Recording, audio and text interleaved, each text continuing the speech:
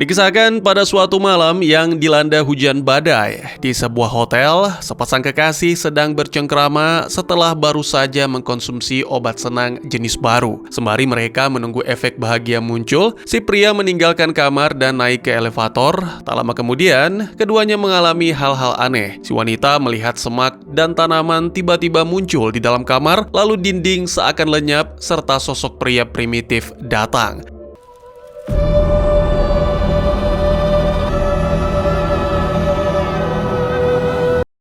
Ya, tiba-tiba wanita itu secara mengejutkan berada di tengah hutan lebat. Saat pria primitif mendekat, si wanita melihat seekor ular merayap ke arahnya sehingga spontan menjerit ketakutan. Sementara itu, di dalam elevator, si pria melihat dinding-dinding lenyap dan tiba-tiba ia mendapati pemandangan gurun pasir yang gersang menggantikan segalanya. Lantai elevator pun ikut lenyap sehingga pria itu terjatuh dan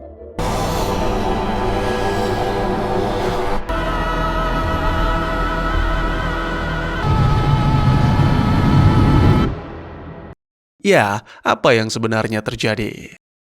Selamat datang dan selamat berjumpa kembali bersama saya Teguh Gusto. Bagaimanapun kabar dan dimanapun berada, jangan biarkan rasa ragu menunda langkah baikmu, karena lebih baik bertindak sekarang daripada menyesal kemudian. Seperti biasa, saya akan bercerita yang tentu saja tentang sebuah film, dan kali ini berjudul Synchronic, sebuah film yang rilis pada tahun 2019, disutradarai oleh Aaron Moorhead, serta dibintangi oleh para aktor yang mungkin sudah tidak asing lagi bagi kalian. Baik daripada kelamaan, segera kopinya disiapkan dan mari cerita kita lanjutkan.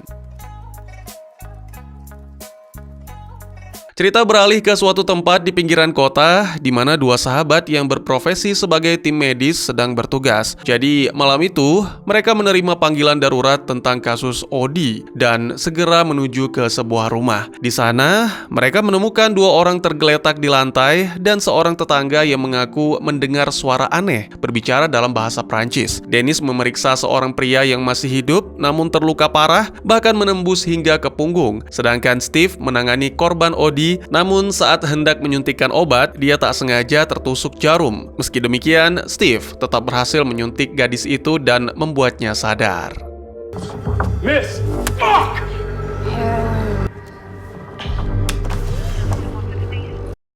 Polisi kemudian datang dan menemukan bungkus obat bernama Synchronic, menyimpulkan bahwa kejadian ini hanyalah akibat perkelahian antar pecandu. Saat akan keluar, Steve memungut koin tembaga di lantai. Selanjutnya mereka membawa pria yang terluka ke ambulans. Sementara polisi menemukan sebilah pedang berlumur darah tertancap di dinding.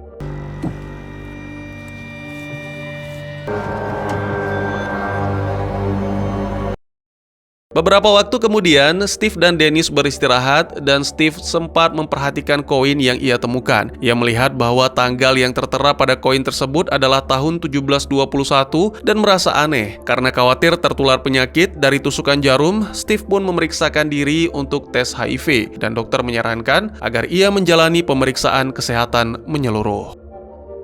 Keesokan harinya, Steve menghadiri acara piknik keluarga sahabatnya untuk merayakan ulang tahun anak Dennis, Brianna. Dia melihat gadis itu sedang menyendiri di atas batu besar. Steve mendekati karena tahu Brianna selalu menganggapnya sebagai paman yang hangat. Brianna sempat mencoba menceritakan masalah yang sedang dihadapi, tapi panggilan yang masuk membuat percakapan mereka terganggu.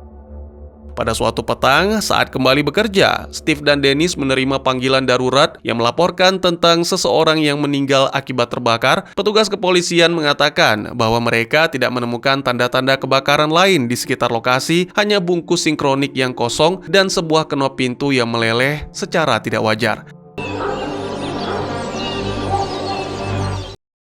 Tak lama kemudian, Steve menjalani pemindaian kepala dan menerima kabar mengejutkan bahwa ia mengidap tumor otak. Dan ya, tentu saja kabar ini membuatnya terguncang. Setelah itu, adegan menampilkan di mana dua sahabat mendapat panggilan lagi. Kali ini mereka menuju hotel tempat pasangan muda yang di awal video. Mereka menemukan si wanita dalam kondisi syok dan mengalami luka gigitan ular pada kakinya. Wanita itu hanya mengucapkan nama sang kekasih. Selain itu, para petugas juga menemukan bungkus Synchronic lainnya di sana. Sementara petugas pengendali hewan mengatakan bahwa mereka tidak menemukan keberadaan ular dan salah satu dari mereka meyakini bahwa gigitan tersebut berasal berasal dari spesies ular yang saat ini sudah punah. Kemudian, Steve menemukan kantong belanja dari toko yang diyakini tempat korban membeli sinkronik. Di saat yang sama, petugas hotel memberitahu bahwa dia sempat mendengar suara dentuman keras dari arah elevator. Dennis pun memeriksanya dan saat membuka pintu, ia menemukan pria, pacar si wanita, tewas di dasar poros elevator. Pada momen lain, dalam perjalanan ke rumah sakit, Dennis memperhatikan Steve yang mulai sering mengkonsumsi obat. Lalu ditampilkan Steve kembali menemui dokternya yang menjelaskan bahwa tumor Steve bersifat kanker dan menyerang kelenjar pineal. Dokter tidak bisa memastikan berapa lama Steve akan bertahan, mungkin hanya 6 minggu atau mungkin juga bisa puluhan tahun, tergantung respon tubuh Steve terhadap pengobatan. Steve sempat mempertimbangkan untuk mengabari Dennis, tapi akhirnya mengurungkan niat tersebut.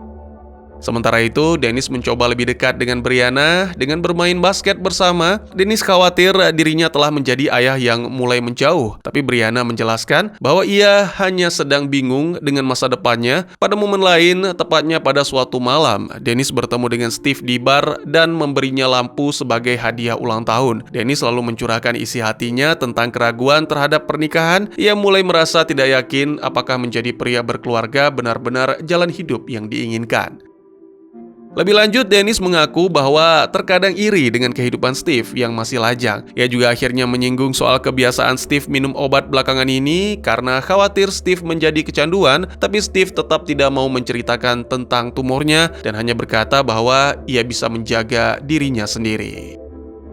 Keesokan harinya, mereka menerima panggilan darurat ke sebuah pesta remaja yang berujung odi. Mereka menemukan 2 remaja perempuan, yang satu sudah meninggal dan satunya lagi mengoceh tidak jelas. Saat ditanya apakah ada orang lain, gadis itu menyebut nama Brianna. Mendengar nama anaknya, Dennis segera panik dan menghubungi istrinya. Ia mengkonfirmasi bahwa Brianna tidak ada di rumah. Berarti benar, Brianna menghilang. Brianna.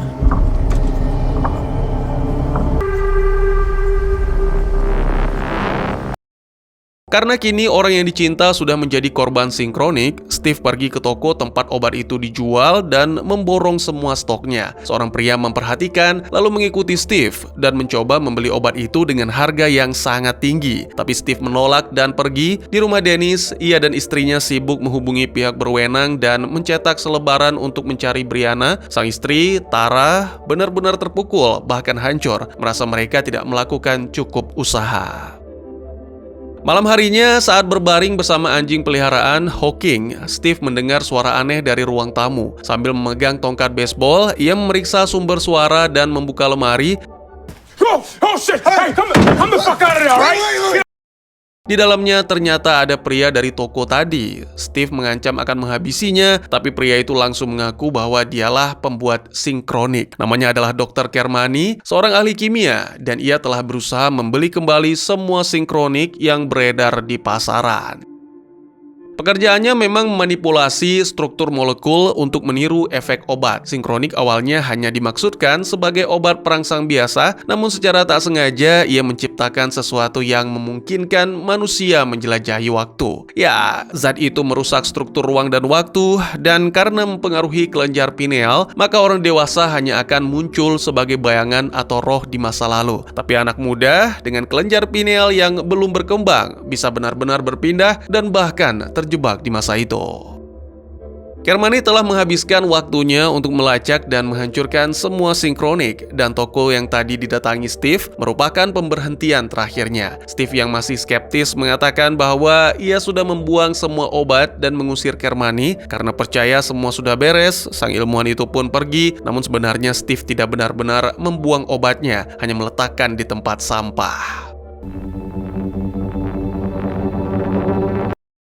Keesokan harinya, Steve menjalani perawatan dan langsung merasakan efek samping yang membuatnya muntah-muntah. Saat bekerja, tubuhnya terus-menerus kelelahan. Tiba-tiba Dennis langsung curiga pada Steve karena belum tahu soal tumor ini dan melihat perubahan mencurigakan pada Steve. Tak lama kemudian, mereka mendapat panggilan lagi untuk menangani pria yang kakinya patah. Saat tiba, mereka mendapati pria itu berbicara dalam bahasa asing, tapi mereka tetap menanganinya. Dennis memberikan instruksi, tapi hal ini membuat Steve kesal kesal karena merasa diremehkan. Dennis membalas bahwa Steve tampak seperti sedang mabuk. Ketegangan pun memuncak sehingga terjadi perkelahian sampai akhirnya sopir ambulans harus melerai dan Steve pun pergi menyendiri.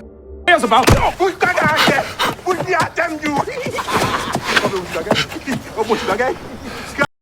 Malam harinya, Steve menatap koin yang ia temukan dan lagi-lagi tanggal menjadi sesuatu yang menarik sehingga mendorongnya untuk mencoba sinkronik. Hanya dalam beberapa menit, cahaya terang memenuhi ruangan dan saat menoleh, Steve melihat rawa-rawa muncul menggantikan dinding kediamannya. Tak lama kemudian, seluruh ruangan lenyap dan Steve berdiri di tengah rawa. Ia mencium aroma dan menyentuh sekeliling, hampir tak percaya dengan apa yang disaksikan. Lalu dari kejauhan, seorang pria mengawasi sambil komat kamit, tapi perhatian Steve teralih ketika seekor buaya muncul dan bergerak ke arahnya.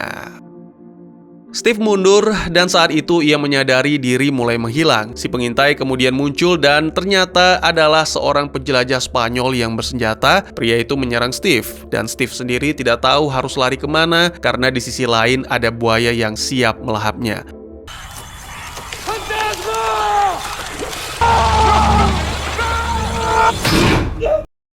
Beruntung di saat-saat terakhir, Steve tiba-tiba muncul kembali ke ruang tamu dengan Hawking menatap kebingungan. Awalnya Steve mengira itu hanya mimpi sampai ia melihat bekas goresan pedang di lantai. Merasa hal itu luar biasa, Steve pun memutuskan untuk mendokumentasikan semuanya dengan kamera, menjelaskan bahwa sinkronik memungkinkan pergi ke masa lalu selama 7 menit dan yakin hal yang sama terjadi pada Brianna. Steve pun mengambil 1 dosis lagi dan perlahan menghilang, lalu mendapati diri berada di tengah-tengah hamparan tanah beku bersalju, kemungkinan jutaan tahun yang lalu. Udara yang ekstrim membuat tubuh Steve langsung membeku. Ia melihat sosok yang mendekat, tapi belum sempat melakukan apapun, tubuh Steve ambruk karena kedinginan.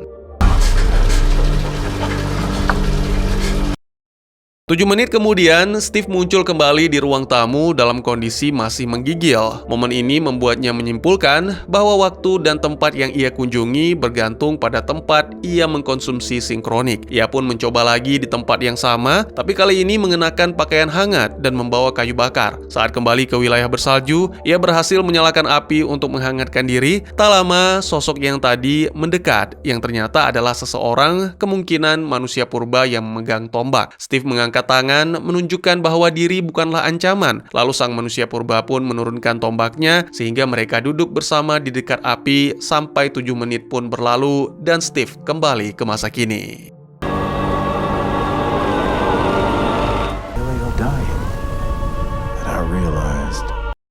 Keesokan paginya, Dennis dan istrinya bertengkar karena kehilangan Brianna memperburuk keretakan yang sudah lama ada dalam pernikahan mereka. Di sisi lain, Steve mendengar kabar dari radio bahwa Kermani telah mengakhiri segalanya. Saat malam, Steve memikirkan kembali bahwa para petugas medis sempat menemukan koin tembaga, pedang, dan kenop pintu dari masa lalu di rumah para korban, yang berarti ia pun bisa membawa fisik benda dari masa lalu. Jadi Steve pun memutuskan untuk bereksperimen lagi, menelan sinkronit sambil memeluk Hawking.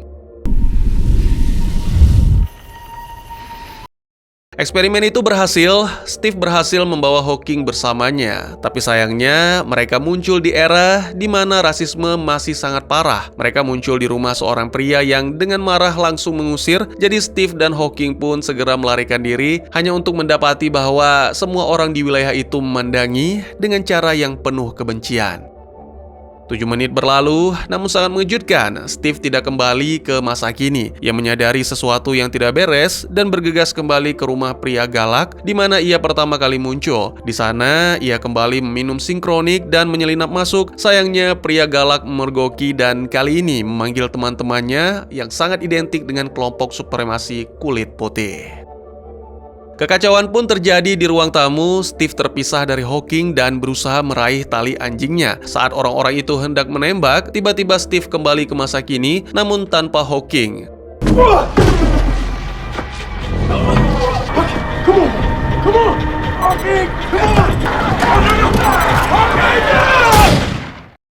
Sesaat kemudian, Steve mendengar suara Hawking melolong pelan dan menoleh ke jendela, melihat Hawking perlahan memudar, tanda bahwa anjing itu terjebak di masa lalu.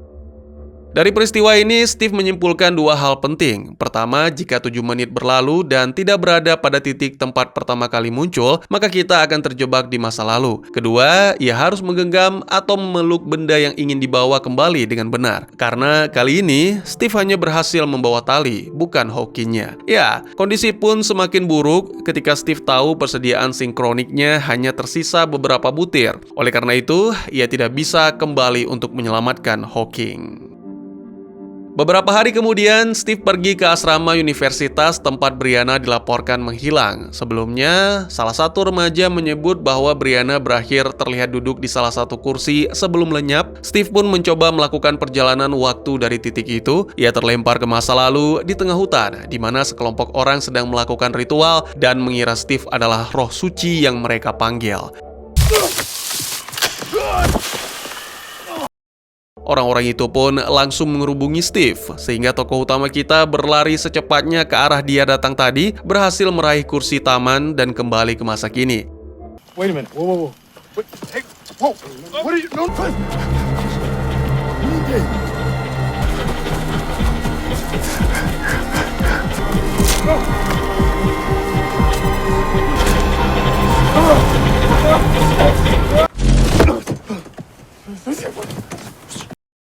Tak lama kemudian, gadis yang sebelumnya memberikan informasi datang dan mengaku bahwa Brianna sebenarnya tidak duduk di kursi itu sebelum menghilang, bahkan bukan di lokasi yang sama. Oh, gemblong.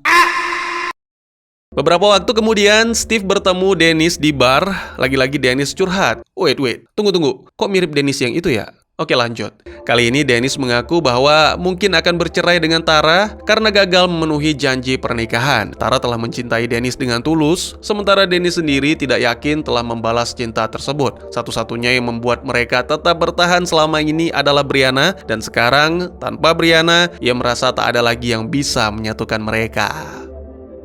Mendengar hal itu, Steve mengatakan bahwa jika diberi kesempatan, ia akan menukar hidup lajangnya dengan kehidupan rumah tangga milik Dennis, dan itu membuat Dennis kaget. Akhirnya Steve membuka rahasia tentang tumor otaknya. Dennis tidak hanya terkejut, tapi juga terpukul mendengarnya. Steve mencoba menenangkan dengan menjelaskan bahwa ia sedang menjalani perawatan. Mereka pun kembali tenang. Dennis juga mengungkapkan bahwa sebenarnya sopir ambulanslah yang selama ini mencuri morfin.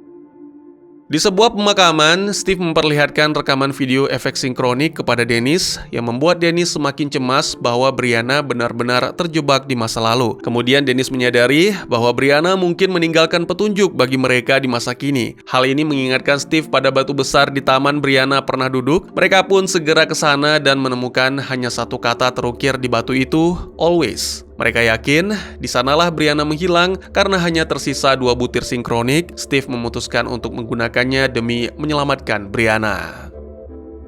Tak lama berselang, saat sedang asyik mengobrol, Steve terlempar ke masa perang saudara Amerika di tengah dentuman bom dan suara tembakan. Ia langsung berlari ke parit dan menemukan tumpukan mayat prajurit sembari terus memanggil Brianna. Steve terpaksa merangkak melewati jasad-jasad itu sampai akhirnya mendengar Brianna memanggil balik.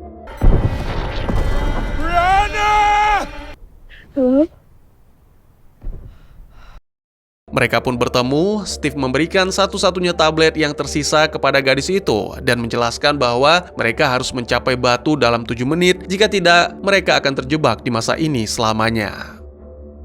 Keduanya berlari secepat mungkin, namun Steve tertembak. Brianna pun membantunya bangkit. Tiba-tiba seorang tentara muncul dan mengacungkan senjata sambil menyebut Steve sebagai budak. 7 menit nyaris berlalu dan akhirnya dirinya tidak bisa kembali. Namun Steve masih bisa menyelamatkan Brianna. Saat Steve melihat ranjau di depan si tentara, ia memancing pria itu untuk maju agar menginjaknya. Sayangnya si tentara justru terhindar dan bersiap menembak. Tiba-tiba Brianna menghilang, berhasil kembali ke masa kini, lalu ledakan terjadi, mengguncang seluruh daratan dan tentara pun kehilangan keseimbangan lalu menginjak ranjau.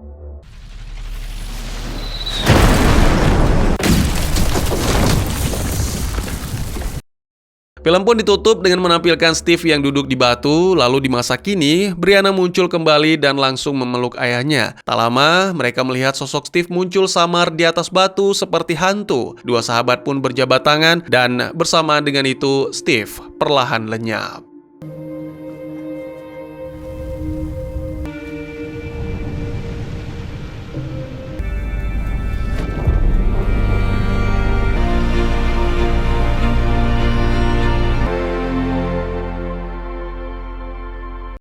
Dan tamat.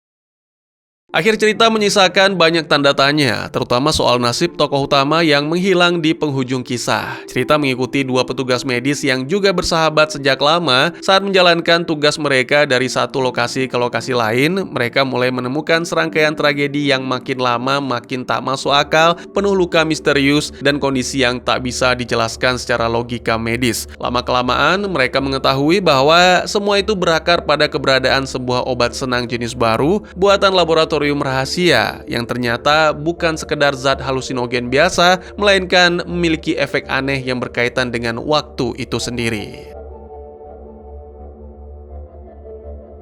Steve sempat berhadapan langsung dengan Dr. Kermani, sang ilmuwan di balik terciptanya sinkronik. Dari pertemuan itu, Steve akhirnya mendapat penjelasan penting tentang bagaimana obat itu bekerja. Dr. Kermani menjelaskan bahwa bagi mereka yang mengkonsumsinya, waktu tidak lagi terasa seperti garis lurus, melainkan sebagai sesuatu yang utuh dan terbuka. Ia menggunakan analogi piringan musik, jadi kita bisa meletakkan jarum pemutar di bagian mana saja dan langsung mendengar bagian tertentu dari lagu tanpa harus memutar dari awal. Sinkronik, kata Kermani, bekerja seperti jarum itu, membiarkan penggunanya mendarat langsung di momen waktu manapun.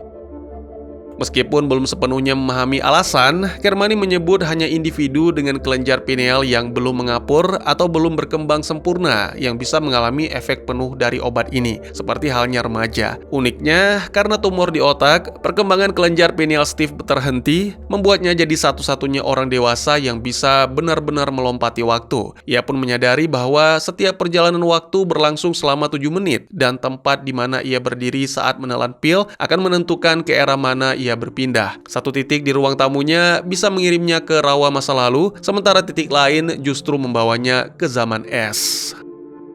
Lebih jauh lagi, Steve menemukan bahwa ia bisa membawa benda atau orang lain bersamanya, asalkan menggenggam atau memeluk mereka saat efek obat mulai bekerja. Tapi ada risiko besar, apapun yang ikut bersamanya tak selalu kembali dengan utuh. Berbekal semua temuan itu, Steve merancang satu misi terakhir, menembus waktu demi membawa Brianna kembali.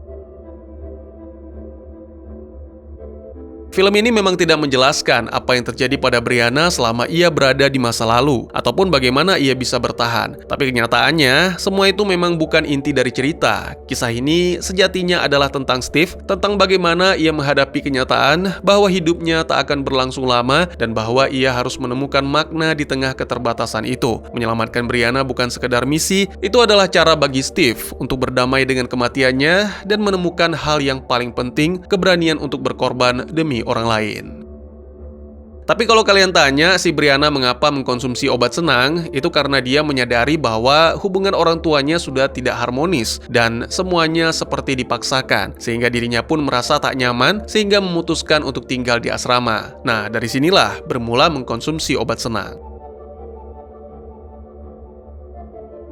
Film ini memberikan petunjuk kuat bahwa ia tertinggal di masa lalu dengan penyakit yang menggerogotinya dan kenyataan bahwa ia adalah pria kulit hitam yang terjebak di era perbudakan. Kemungkinan besar Steve tidak akan bertahan lama di sana. Namun bagi Steve, pengorbanan itu tidak sia-sia. Ia memang tak pernah memiliki istri atau anak, tetapi Dennis sudah menjadi keluarganya sendiri. Menyatukan kembali keluarga sahabatnya jauh lebih berarti baginya daripada menyelamatkan diri sendiri. Meski pada akhirnya misi ini merenggut nyawanya, bagi Steve ini adalah pilihan yang layak karena di momen terakhirnya ia tahu telah melakukan hal yang benar. Saat Steve akhirnya menemukan Brianna di masa lalu, ia memberitahukan bahwa mereka menemukan pesan yang tertulis di batu besar, kata always yang terukir di sana. Namun, Brianna tampak bingung dan tidak tahu apa yang dimaksud, yang berarti bukan dia yang membuat ukiran itu. Karena tempat itu punya makna khusus bagi Steve sepanjang cerita, kemungkinan besar justru Steve sendiri yang menuliskannya, entah dalam waktu yang berbeda atau sebagai bagian dari siklus waktu yang membingungkan. Tapi pada akhirnya, siapa yang mengukir kata itu tidaklah penting, yang jauh lebih berarti adalah makna di balik pesan itu. Menurut para pembuat film, sebenarnya pesan always muncul secara tidak sengaja. Mereka memang sejak awal ingin menyisipkan sebuah kata yang salah eja di batu tersebut agar terasa lebih membekas dan simbolik. Awalnya kata yang digunakan bisa apa saja, tapi saat mereka sedang berjalan-jalan di lokasi syuting di New Orleans, mereka melihat sebuah kafe bernama Always Cafe, dan dari situlah inspirasi tersebut muncul. Pesan itu sendiri mencerminkan cara waktu bekerja dalam kisah ini. Tidak lurus, tidak tetap, melainkan cair dan terbuka. Film ini mengangkat ide tentang bagaimana waktu memberi kita kemungkinan tanpa batas, dan itu tergambar jelas dalam cara Steve berpindah-pindah antar era dengan bebas. Saat seseorang mulai melihat waktu bukan sebagai garis lurus, tapi sebagai ruang yang terbuka ke segala arah, maka dunia pun meluas. Segala hal bisa terjadi. Dan disitulah makna dari kata always. Semua kemungkinan, semua jalan, semua arah. Pengorbanan Steve di akhir cerita bukan hanya tentang menyelamatkan Brianna, tetapi juga tentang mengembalikan dunia penuh kemungkinan kepada sahabat yang sudah ia anggap sebagai keluarga. Ia memberikan masa depan yang terbuka lebar, bukan hanya untuk Brianna, tapi juga untuk orang-orang yang ditinggalkannya. Bagaimana menurut kalian? Mungkin segitu saja teman-teman, terima kasih buat yang sudah menyaksikan. Silahkan memberikan komentar, bertanya, ataupun merequest kira-kira film apa yang menarik untuk dibahas, bisa lewat kolom komentar, atau buat yang malu-malu bisa via DM ke Instagram saya di @tegugusto. Insya Allah pasti akan dibaca. Mari kita jadikan kolom komentar sebagai sarana penambah wawasan dan menciptakan jalinan persaudaraan, bukan malah menjadikannya sebagai tempat pembulian sehingga menciptakan permusuhan. Jangan lupa untuk dukung terus channel ini dengan cara share, like, dan subscribe, karena dukungan dari kalian sangat berharga bagi saya demi perkembangan channel ini. Saya Gusto, sampai jumpa di video selanjutnya. Tetap semangat, tetap bersyukur setiap hari. Dadah!